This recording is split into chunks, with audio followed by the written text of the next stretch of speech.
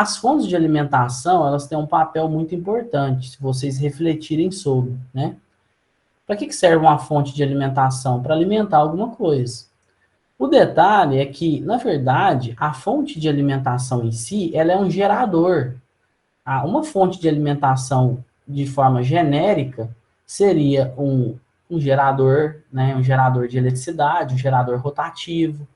Ela seria um sistema fotovoltaico, né, uma placa fotovoltaica que está gerando, né, uma placa solar gerando energia.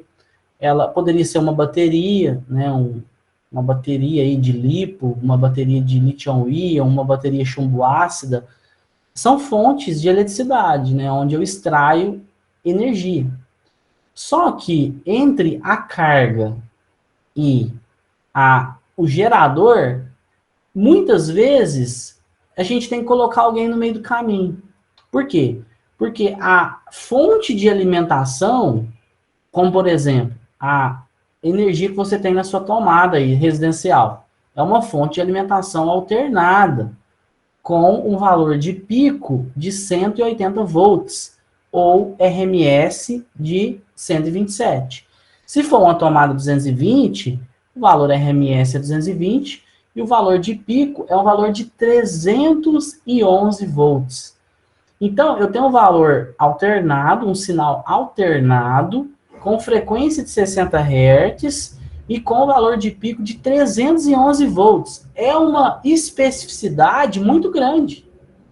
Só que muitas vezes a minha carga, ela não está preparada para receber esse sinal. Então, resumindo, existe meio que uma padronização dos fabricantes de equipamentos, de máquinas, de produtos elétricos e eletrônicos, para que esses produtos sejam fabricados, sejam projetados, considerando uma alimentação que normalmente a gente tem disponíveis nas nossas residências, né? O 127 alternado, 220 alternado, né? São as alimentações mais comuns. Em outros países, a gente tem níveis diferentes, como, por exemplo, em alguns países europeus, a gente trabalha com 230. Eu não tenho 127. E eu não tenho 220, é 230 volts. E a frequência é 50 Hz. Né? Então, em alguns lugares, como nos Estados Unidos, a gente já tem uma alimentação de 120. Não é 127, é 120. Com frequência de 60, igual a nossa. Na Índia, a gente já tem padrões de 240, 250 volts com frequência de 50 Hz. Então, isso vai depender do local, né? Das regras, né, que foram definidas pelas concessionárias de energia, né, das empresas geradoras de energia do país, né? Do país em que a gente está avaliando. Aqui no Brasil, a gente tem 60 Hz como padrão. Né? Nos países de língua espanhola da América do Sul, né? Chile, Argentina, Bolívia, Uruguai, Peru e companhia, né? A gente tem 50 Hz. A tensão é na mesma faixa, né? Mas a frequência é 50, eles adotam um padrão europeu. Nós, aqui no Brasil, adotamos o padrão dos Estados Unidos, né? Do Canadá, da América do Norte, 60 Hz. Bom, por que eu estou falando isso? Porque a maioria dos equipamentos eletrônicos que nós temos hoje em dia, né, celulares, computadores, televisores, câmeras, players, home theater, e eu poderia ficar falando aqui 1 milhão que existe, né? Esses equipamentos são equipamentos eletrônicos.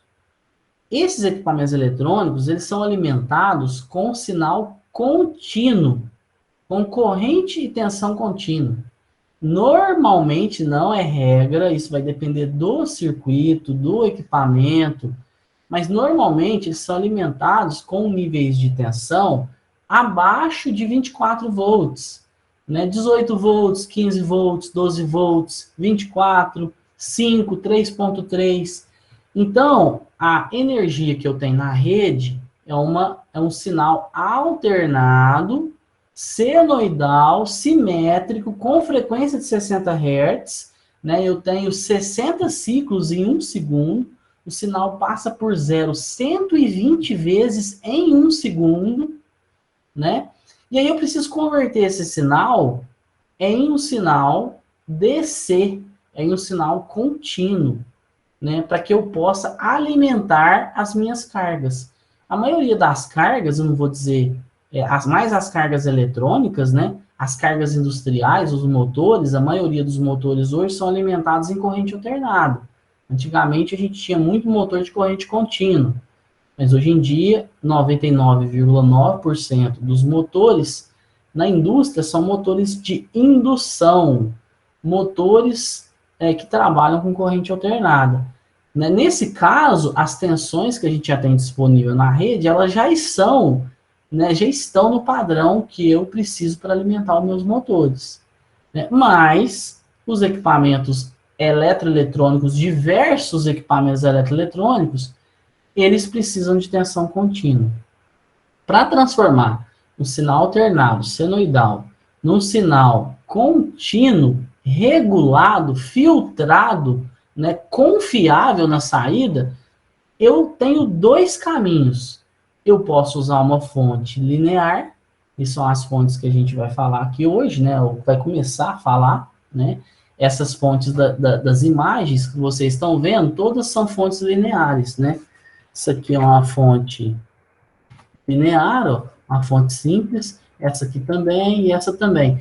Lembrando que aqui na imagem não tem os transformadores. A gente precisa de um transformador aqui normalmente. Não é regra, mas na maioria dos casos, sim. A gente usa um transformador rebaixador. Uma fonte chaveada nessa fonte de computador, a fonte chamada aí de ATX, né? Essa fonte que usa em desktop. As fontes praticamente que a gente tem hoje aí nas aplicações comerciais, na maioria dos casos, são as fontes chaveadas, essa fonte mais complexa, essa fonte mais minimizada, com transformadores e elementos armazenadores de energia menores. Né? Vantagens das fontes lineares. Então, não é só desvantagem, né? A vantagem, fácil de projetar e construir. Essa aqui é uma das principais vantagens. Os componentes de uma fonte linear, eles são componentes de fácil acesso comercial. Você acha em qualquer boteco de eletrônica. Uma fonte chaveada já é bem mais complexo. Provavelmente você vai ter que pedir componentes na China, né? Ou você vai ter que pedir componentes em sites especializados. Os componentes são mais caros, né? Então, os componentes... isso eu estou falando, gente, a nível de varejo. Não estou falando de atacado, não. Né? No atacado, você consegue preços muito bons. Mas no varejo, comprando poucas peças, a fonte linear ela tem essa vantagem, né? Os preços são mais acessíveis dos componentes. A principal vantagem do ponto de vista de aplicação é essa aqui, ó. Baixa emissão de ruído, coisa que a fonte chaveada, né, não consegue fazer com eficiência.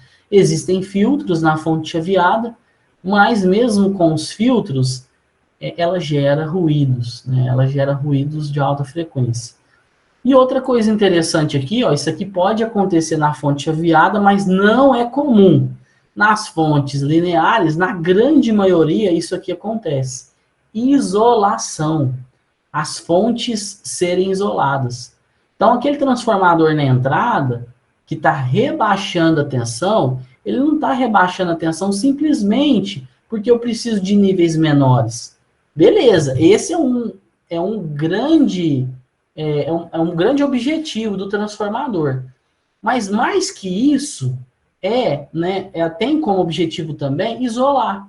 Então a parte AC, aquela parte de alta tensão, eu falo alta tensão, gente, mas não é alta tensão da NBR 5410, da NR10, não é essa alta tensão, não. Essa alta tensão da NR10 é acima de 1000 volts. A alta tensão que eu falo aqui é comparando com os níveis de tensão da eletrônica. Né? 12 volts você não toma choque, 24 você não toma choque. Né? Agora, 127 você toma, 127 pode te matar, dependendo da resistência do seu corpo. 220 nem se fala, 380, 440, 560, são níveis de tensão usados na indústria. Então, a gente tem que ficar atento. Então, se eu tenho um transformador na entrada, eu estou isolando essa tensão mais alta da tensão mais baixa. Então, se eu estou mexendo lá na parte de baixa tensão, eu estou mais seguro. Então, por questões de segurança, acaba sendo uma vantagem, né? Uma vantagem significativa das fontes em relação à isolação. Então, principal vantagem de todas, eu trabalho em 60 Hz. O transformador ele é maior, ele é mais caro, ele é mais pesado, ele tem um núcleo de ferro silício, né? É um material que tem a permeabilidade mais baixa, né? E é um item que dissipa energia. Todos, na verdade, os transformadores dissipam energia, né? Mas esse transformador, ele é um transformador grande, é um transformador pesado, que deixa a sua fonte maior, deixa essa fonte com dimensões grandes e mais cara. Mas a vantagem é que em 60 Hz eu não gero ruídos de alta frequência. Né? Os ruídos aqui são em 120 Hz. São os ruídos do Ripple, né? Depois do processo de retificação. Então essas são as principais vantagens. Já a fonte, as desvantagens, elas são significativas, né? A principal delas, baixa eficiência. Então, esse tipo de fonte, ela é muito utilizado para aplicações menores. Em aplicações de potência, ela começa a ter muita diferença com a fonte chaveada. Então, primeiro ponto, baixa eficiência. Segundo ponto, como eu já comentei, maior espaço físico e maior peso. Então, vira uma fonte maior, com dimensões maiores. Se você está fazendo um equipamento, essa fonte vai ocupar mais espaço. Veja nessa imagem aqui, olha o tamanho do transformador. O transformador está ocupando quase 50% do espaço dentro da fonte. Aqui a gente tem um transformador toroidal, né? Com núcleo toroidal.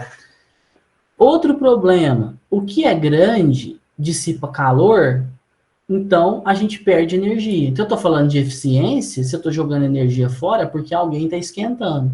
E esse alguém esquentando, muitas vezes precisa de duas coisas, de um radiador de calor, de um dissipador de cobre ou de alumínio, o que encarece o projeto e deixa o tamanho do seu produto maior ainda.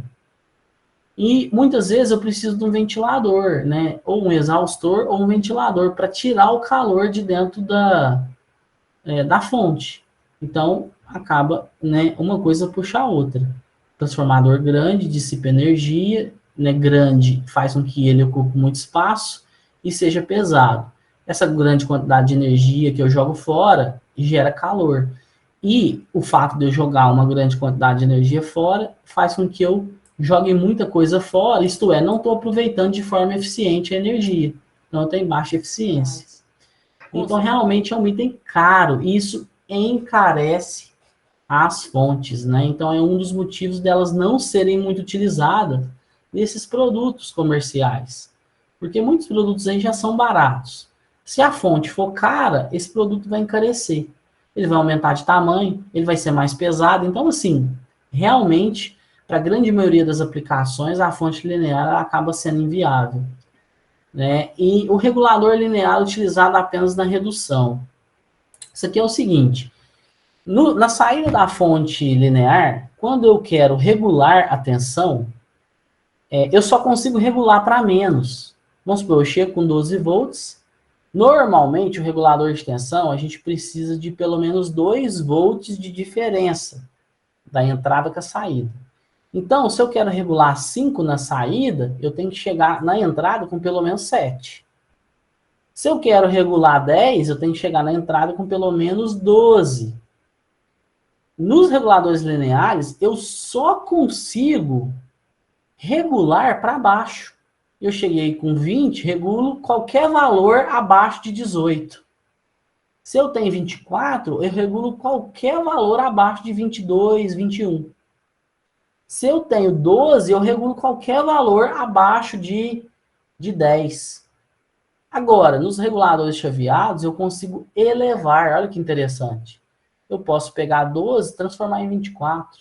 Eu posso pegar 20 e transformar em 100.